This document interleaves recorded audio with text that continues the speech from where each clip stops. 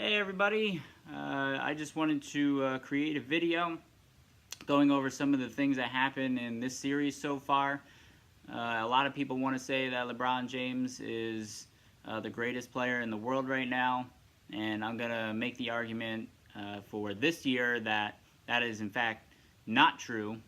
Okay, so first I'm going to go to my handy little chart here. Okay, so we have game one. Kevin Durant throwing down a good stat line, 26 points, 9 rebounds, 6 assists on 8 of 22 shooting. Not very good. Okay, from the floor, it's all right. If he made a couple more shots, he would have been 50%. That would have been a good shooting night, and of course that scoring number would have come up.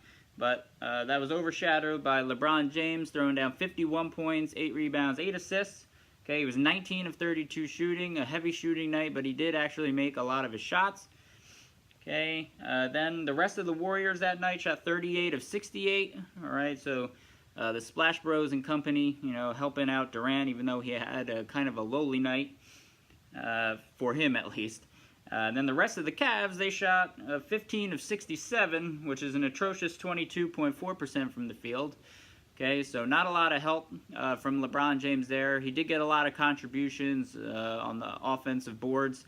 Okay, which again, they've been dominating all series long, so they have a lot of second chance points. And I know a lot of people want to get on the Cavs are missing a lot of open shots, but, you know, they have been able to score over 100 points. So if they're missing the open ones, you know, that must mean that they're making a lot of average or even tough shots. Okay, so what we have here is stats from game 3. Okay, Kevin Durant throws in 43 points, 13 rebounds, and 7 assists. He increased all of his numbers from game 1 when everybody got on him for not being that assassin we know he can be. All right, he was 15 of 23 shooting, which is incredible. Okay, then you have LeBron James putting in a triple-double at 33 points, 10 boards, 11 assists. Okay, and that was on 13 of 28 shooting. Okay, so he was a little less effective scoring. Okay, he tried to do a little bit more in the other parts of his game. All right, and then I'm going to break down, okay, exactly why those stats are a little misleading a little bit later. Okay, so then the rest of the Warriors in game 3 shot 27 of 58 combined. That's 46.6%. All right, the Splash Brothers themselves were actually 7 of 27, which is absolutely terrible, you know, for their standards, especially, you know, for who they are and who we know they are. Okay, and then the rest of the Cavs had 27 made shots on 64 attempts. Okay, so that's 42.2%. All right, so then what I have written here, okay, is that Durant actually lost a lot of help from game 1, and LeBron James actually gained a lot of help, and he still didn't manage to win the game. Okay, so in game 1, you could argue that LeBron James had a lack of help. He did a lot that he could. All right, he didn't show up in overtime though when it counted. Didn't rally troops. He didn't take a shot until halfway through overtime when they were down 7. He kind of just took some shots he probably shouldn't have. He didn't really try. He was 0 for 4. And then you know, you have Kyle Korver standing in the huddle, rallying the troops. I don't know why he's the only one that was doing that at that point. Okay, but now in game 3, he gets a lot of help, okay, at home from all of his role players, and he still has an L, okay, in the win-loss column. All right, so clearly, you know, Kevin Durant stepped up when he should. He was way more efficient, took less shots, made more shots, and had a much bigger effect on the game with his 43 points, his 13 boards, and then some of the assists that he had were really good. And I actually thought that he could have had even better numbers. He got a little too passive in the third quarter, and he actually could have put up a lot of points, but he got towards the hoop and he decided to kick it out to somebody else. All right, so now I have overall stats here, okay, from the finals. All right, so I'm going to go row by row here, all right? So we have Kevin Durant's row here. We have LeBron James' row here. All right, so we have field goal percentage so far, 55.9 for Durant. It's pretty darn good. 52.5% for LeBron. It's not bad. 95% free throw shooting for Durant, which is awesome. 85% for James, which is actually really good for him. So he actually managed to increase that number, so that's pretty good. Fourth quarter plus minus. Okay, Durant is number 1 in the series, okay, with a plus 16.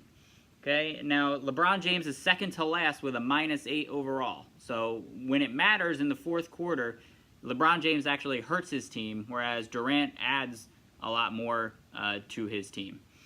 All right, now we have total net rating, okay, between total offensive and defensive net ratings. Okay, Durant is number 2, which actually he should be number 1 because it counted Iguodala, so it only includes one game. So if you actually don't include Iguodala stats, Durant's number 1 at 23.7 overall. So that tells you overall Durant has been the best offensively and defensively in the series. And then LeBron James comes in 19th overall at a -15.5. So again, everybody wants to point to his offensive stats, but his defense has been so bad that he's a -15.5 overall. Okay, then assist to turnover ratio.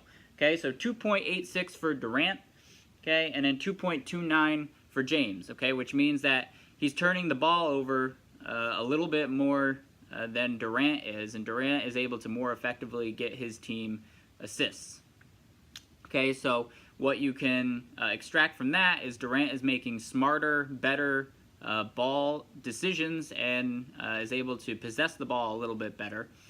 Now, you can go ahead and argue that the Warriors are a better shooting team, okay, but as we can see, you can't just rely on three-point shooters. Sometimes you have to adjust, and you have to make quick decisions in the game in order to win, okay, which is what the Warriors ended up doing, all right? They tried to keep Curry in the game. They pretty much got Thompson and Green out of the game offensively because they realized Durant was killing the Cavs everywhere on the floor, so they ran the whole offense through him, and he was making the right passes. He was scoring the ball when he should, and he couldn't really have played a better game. He missed a couple of soft layups, which would have just increased his numbers even more to be even more bananas, but we'll continue. All right, so we have effective field goal percentage. Overall, Durant is at 69.6%, okay, and then you have LeBron at 61.5%. True shooting percentage. Okay, effective field goal percentage was 63.6, and LeBron James was 56.3, and then true shooting percentage was 69.6 and 61.5. Okay, so then you have points in the paint. All right, so overall, Durant has only scored 31.6% of his points in the paint, whereas LeBron James has scored 56.6% of his points in the paint. Okay, so more than half of his points are coming right around the rim, whereas only a third of Durant's points are coming right around the rim. Okay, that is an enormous difference, and that shows you how good of a player Durant actually is. Okay, and then you have some defensive stats. So opponent field goal percentage. For Durant, it's 41.4%. Okay, so less than half the time they're making their shot when he's defending them. All right, then LeBron James, 56.6%. Okay, so more than half the time the guy he's defending makes their shot. Okay, that is not good if you're supposed to be the greatest player in the world. Okay, now you have opponent turnover, steal, and blocks. Okay, so for Durant, 11.3 for turnovers per game, 5.3 steals per game, 3.3 blocks per game, okay? And you want to compare that to 9.7 turnovers, 6 steals, 5 blocks, okay, for people guarding LeBron James, okay? Now, the 6 steals and the 5 blocks are actually the worst in the series, okay? And now you have opponent points and their plus-minus, okay? So overall, Durant has allowed 88 points, okay? And he has a negative 18.7, all right? So overall, guys have scored 88 points. I think that was per game. Okay, now on LeBron James, okay, it's 112.7 with a plus 13 rating. Okay, so when he's actually defending people, the people actually do better.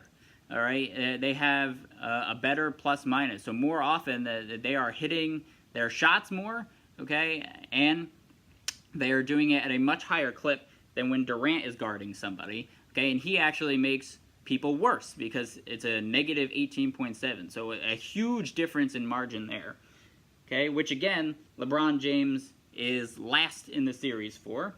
Okay, then you have defensive win shares, which everybody likes to talk about now. Okay, and you have Durant coming in at negative 3.3, and then you have James at negative 4.38, which is also worst in the series. Now, Durant was only ahead of James by, I think, about 3 or 4 spaces. So, again, it's pretty close. But, you know, James falls last out of everybody in the series, which is a little alarming considering some of the people that play on both of the teams. Okay? Now, in clutch time, the plus-minus for each player, okay, you have plus 6.5 for Kevin Durant, and then you have a minus 6.5 for LeBron James. Okay, the plus 6.5 is second in the series. Okay, and then you have James is second to last, 26th at a negative 6.5 in clutch time when it matters. Okay, now average drives per game. Now this is a very interesting stat. Okay, now 8 times per game Durant drives to the lane, and that's 37.5% of his possessions. LeBron James, on the other hand, 29 times per game, which was by far more than twice as much as anybody else in the entire series, okay? And it's 59.8% of the time that he has the ball. So almost 6 out of 10 times he's driving down the lane, okay? And whereas Kevin Durant, who's bigger than LeBron James is, all right, only does it 37.5%, all right? So right there, you can tell that Durant is taking harder shots, okay? And LeBron, who is as big as almost anybody on the floor except for Durant, okay, when he's out there, he's driving. So you should assume that LeBron should be making a lot more points and being way more effective in his field goal percentage since he's bigger than almost everybody, okay? Now, you have pull-up shots per game. So Durant gets 13 points per game on pull-ups. That's 50% of his offense, okay? Whereas you have LeBron James at 6.7 points per game on pull-up shots, okay? And that's only 29.6% of his offense. All right, next we have isolation plays per game, okay? So here we have 26.2%. Okay, for Kevin Durant, that he is on isolation plays, 30.8% for LeBron. So more often than not, he's going in the ISO, okay, against some guys. And most of the time, it's against Steph Curry. So what this means is that Durant is actually getting doubled more than LeBron is. All right, now you have current averages for the finals so far. You have 31.7 points for Kevin Durant, 10.3 rebounds, and 6.7 assists. Very good stat line. 37.7 for LeBron, 9 rebounds, and 10.7 assists. So again, a very good stat line. So, you know, of course you can say that he's making his contributions, but, you know, you can make the argument that sometimes when the game isn't really on the line and teams are a little more lackadaisical, you know, LeBron goes and takes some extra layups that aren't necessary. And sometimes, you know, they don't want to play defense as hard. You know, if, for instance, the Warriors know that they're going to win the game. So, you know, maybe they don't close out on players, you know, which adds to LeBron James' assists if he kicks it out to some dude open, you know, who hits a 3 that doesn't matter or a 2 that doesn't matter, you know, whatever it is. You know, and you can see that happening throughout the entire playoffs this year and pretty much any point in LeBron James' career. All right, so then lastly, we have the current plus-minus overall, right? So Durant right now is sitting at a plus 18.7 for the series. LeBron James is a minus 13. All right, so you can see just how different all of these stats are. And the main point is that if you're getting crushed on all of those statistics, okay, and you're supposed to be the greatest player in the world, how are you letting somebody like Kevin Durant beat you in almost every one of those categories? That's an alarming number of categories, and you know, I gotta say, there's a fair argument for Kevin Durant being the best player in the world, and then you can go ahead and look at last year's stats too, and it's the same thing. Kevin Durant is offensively and defensively just better than LeBron, and he has been for 2 years, but nobody wants to talk about it. Okay, so you know, all these discussions about LeBron James winning an MVP and all that, like you just saw, all these stats, I don't think so. Right now, Kevin Durant is the best player in the world, and he deserves that MVP.